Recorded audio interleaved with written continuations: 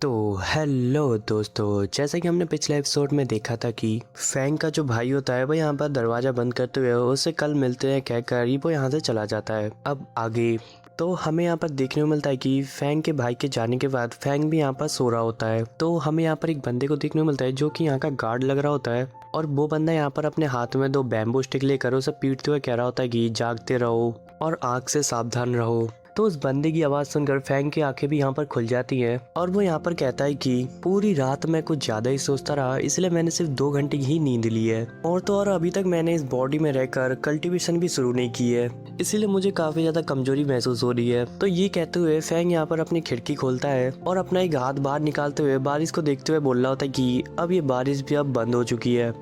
तभी अचानक फैंग को यहाँ पर एक लड़की नीचे से आवाज देते हुए कहती है कि यंग मास्टर, क्या आप जाग गए हैं? आप थोड़ी देर इंतजार कीजिए, मैं आपके नहाने का प्रबंध करती हूँ।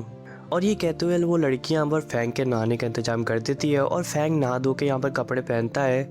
और वो यहाँ पर कपड़े पहनते हुए कहता है कि ये लड़की दिखने में क्यूट और इनोसेंट है, लेकिन ये आंट की स्पाई है और उसके 2 रूप है, वो कभी भी मेरे खिलाफ हो सकती है।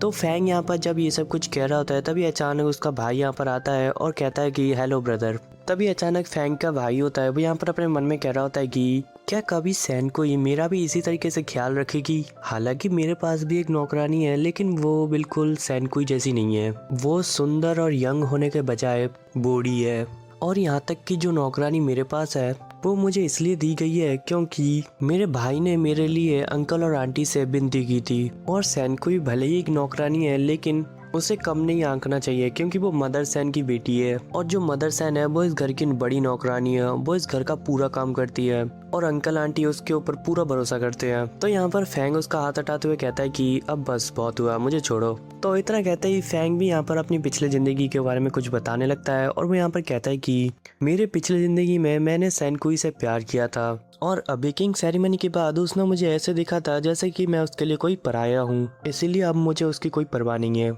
तो ये सोचते हुए फैंग यहाँ पर उससे कहता है कि अब तुम्हारा यहाँ पे कोई काम नहीं है, इसलिए तुम यहाँ से जा सकती हो। और ये बात सुनकर सैन को यहाँ पर काफ़ी क्यूट तरीके से गुस्सा करती है, लेकिन फिर वो यहाँ पर अपने दिमाग को शांत करती है और फैंग को हाँ कहकर वहाँ से चली जाती है।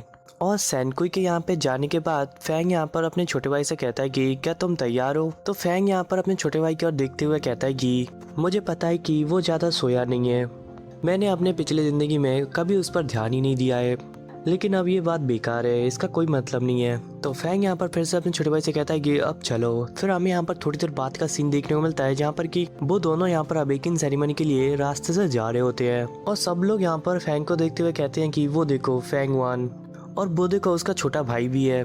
और फैंग के छोटे भाई के बारे में सब बातें कर रहे होते हैं कि वो देखो फैंग जैंग, ये तो एक बेकार लड़का है, इसके पास तो कोई टैलेंट ही नहीं है, और उसके बड़े भाई की तुलना में तो ये काफी ज्यादा कमजोर है, और वो यहाँ पे क्यों आया है, उसके पास तो कोई टैलेंट भी नहीं है। चलो आगे मैच में देखेंगे कि उसको कौन सा ग्रेड मिलता है। तो वो सभी लोग यहाँ पर ऐसे ही कुछ बातें कर रहे होते हैं। तो फैंग जैंग यहाँ पर सनसेट को देखते हुए सोच रहा होता है कि वो नदी की गहराइयों में डूबता जा रहा है, और उसे यहाँ पर काफी ज्यादा बुरा लग रहा होता है। तो फैंग वान यहाँ पर पीछे मुड़ते हुए अपने भाई को देखते हुए कहता है कि मुझे इसे देखकर अचानक ही अंकल और आंटी की याद आ रही है। वो दोनों कैसे हम दोनों के विरुद्ध साजिश रच रहे थे।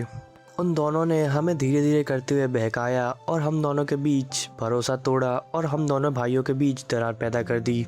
और पिछले ज़िंदगी में मेरे पास ज़्यादा टैलेंट नहीं था, इसलिए मैं कुछ कर भी नहीं पाया था। मेरे पास अनुभव की कमी थी, इसलिए बहुत सी चीज़ें ऐसी हैं जिसको मैं देख नहीं पाया था। जबकि मेरा भाई बहुत ही ज़्यादा सीधा साधा और भोला भाला सा था, तो अंकल की योजना सफल रही। लेकिन एक बार मर के जिंदा होने के बाद अब मेरे पास सब कुछ है, और सेरेमनी के नज़दीक आने के साथ साथ स्थिति को बदलना काफ़ी मुश्किल है, और अब मेरे डिमोनिक मेथड और विजडम से मैं ये सब कुछ कर सकता हूँ।